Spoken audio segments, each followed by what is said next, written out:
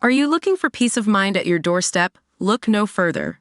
With the Blink Video Doorbell, your home's entrance is always within your control. Check out the link in the video description to learn more and get your Blink Video Doorbell on Amazon. Your home is in your hands. In almost 100 years on this planet, Sir David Attenborough has made an incomparable impact on the world that he loves to marvel at with wonder. The natural historian and broadcaster, who's now 98 years old, has played a pivotal role in educating the masses about the animal and plant kingdoms, and is widely regarded as one of Britain's most cherished stars. However, according to Mike Gunton, who recently worked as an executive producer on the acclaimed Planet Earth 3, there's one title that you should never bestow on Sir David. usnews.co.uk had the chance to speak to Mike ahead of the upcoming Planet Earth 3 live in concert event, which he will host when the spectacle comes to London and Manchester. Mike's collaborations with Sir David date all the way back to the late 1980s, when he came on board to help create the BBC documentary The Trials of Life, A Natural History of Behaviour.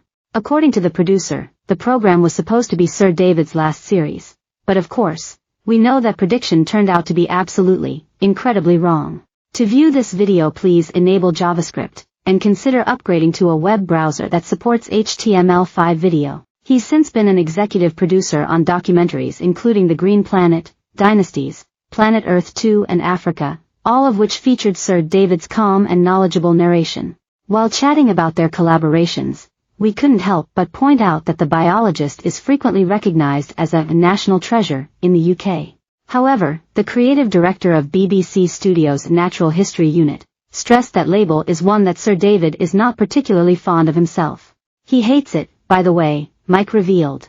I say hates it. If anybody says he's a national treasure, he sort of slightly raises his eyebrows and says, really? That's a generational thing. We then noted that Sir David's work is of far greater importance than a title, to which Mike responded, you've hit the nail on the head. Over the years of working together, including on Planet Earth 3, which came out last year, there are countless fond memories that could take up several hours of discussion. One of Mike's highlights went back to their first collaboration on The Trials of Life, which came out in 1990 after taking more than 3 years to make. One of the reasons why I was hired was to go on location with him and come up with all these crazy things of getting him climbing termite mounds and all the rest of it, he recollected. So lots of the things that I've done with him have been saying, I'd like you to do this, David, I'd like to climb up the top of this tree. On The Private Life of Plants when he was 94, I'd like you to row across this lake.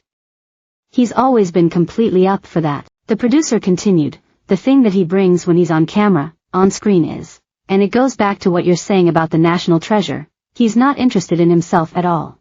He's just interested in telling you, in the most interesting and joyful and intense way, what's exciting and interesting about this piece of natural history.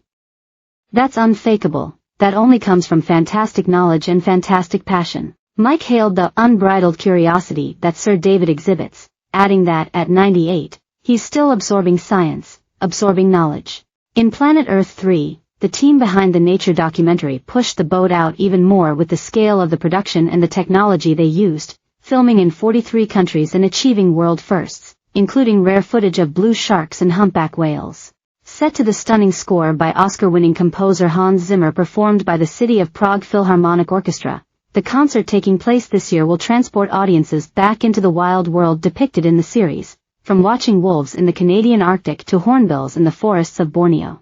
Mike emphasized what sits at the core of Planet Earth's DNA, embracing the animals, the planet, the environments, the ecosystems, and try to do things that nobody else attempts or has done before, and how that will translate to the concert stage. I'm hoping that when people leave, they will have had all the classic Planet Earth experience of scale or wonder. But they also will think, actually, I could do something here. I'm part of this planet, part of the